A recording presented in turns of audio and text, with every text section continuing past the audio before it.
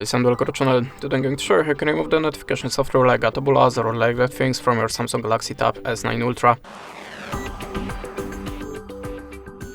So to start, if you see something like that in your notification panel or the spamming pop-ups being trained with inside, that means you have a notification software. And you can try to remove by two ways: system settings and antivirus app. So now I'm gonna show the first method. We have to open the settings, then go to the apps.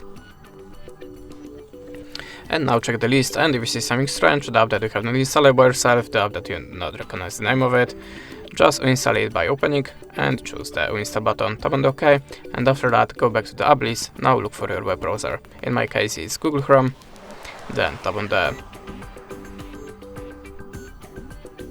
storage and choose manage storage. Tap on the clear all data and tap on the OK.